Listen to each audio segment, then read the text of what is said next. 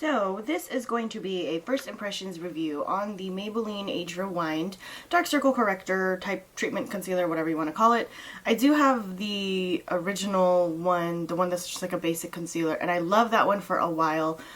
Personally, I like using a more yellow based concealer underneath my eyes now, so I don't really find that the shade was the right shade for me. I have yet to find a perfect shade in that stuff. I kind of mix a little bit, so I decided I should try this one. This one's the Neutralizer. It comes in a packaging like this, and you can use this by itself or as a corrector. It's really up to you.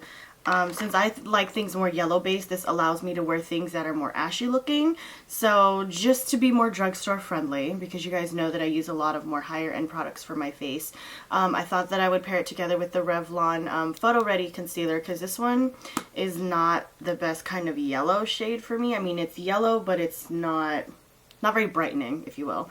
And this one is in medium, because the light was definitely too light. I wish there was like a light medium, because that probably would have been perfect. Okay, so that being said, this takes a million clicks to get all the way to the front. If you guys haven't seen this concealer before, it comes with an antibacterial tip. Using this kind of tip has always freaked me out. It's this cute little pom-pom thing on the other end of it. Not that there's anything wrong with it at all. It's always worked fine for me. It's never caused any breakouts. It's never gotten overly dirty. I do wish it came in a more sanitary packaging, but supposedly this is antibacterial, so it's not supposed to collect any dirt or crap on it, so we'll see. But it does take like a million times to like correct it all the way, to click it all the way up. I do see the product finally coming up.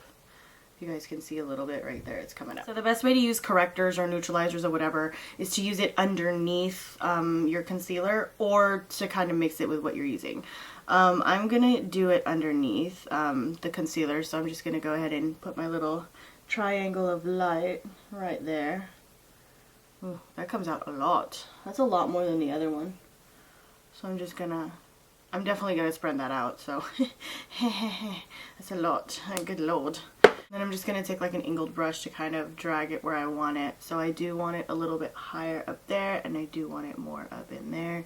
So essentially that's where I would like my triangle of light to be. Wow, a lot came out. Okay. A lot more than I expected. So it's a little bit more brightening than I thought it would be. I would say if you are any tanner than me, this may not be the best choice for you.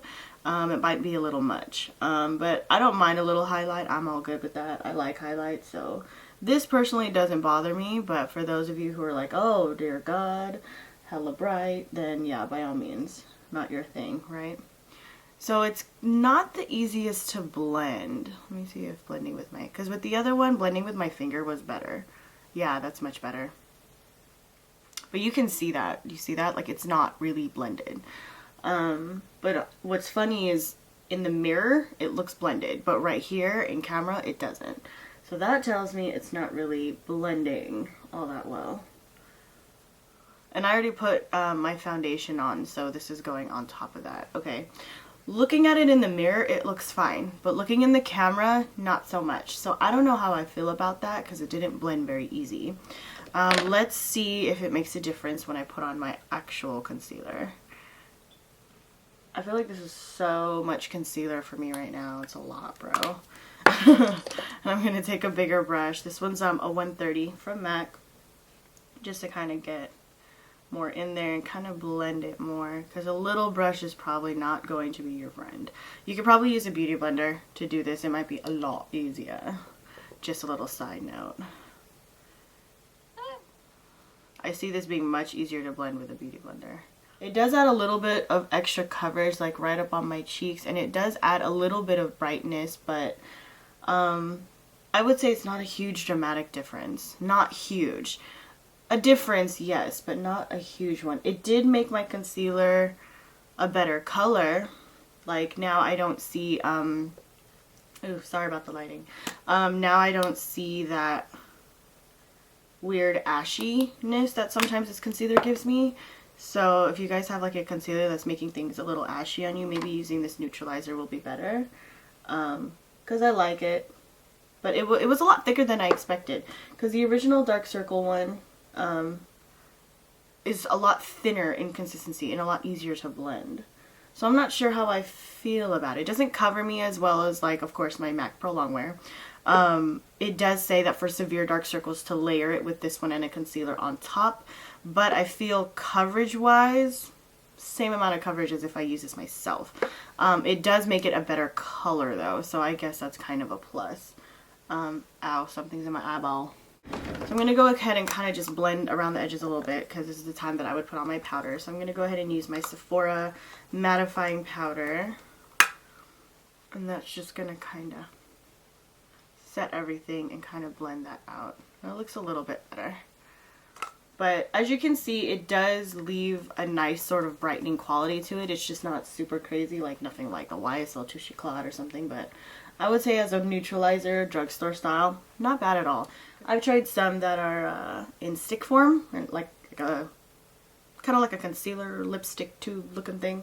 I don't really care for those. Like there's one that I tried from Physicians Formula. It's alright. It looks better now that it's set into my skin and now that I kind of buffed around the edges. Like it definitely looks a little bit smoother. So, okay.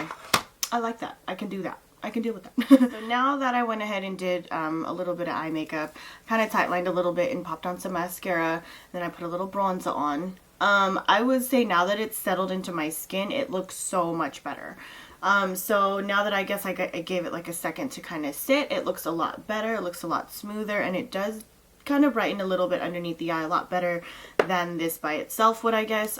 Coverage wise, it's about the same, but I would say color wise, that's what makes it look better, because this by itself is just okay.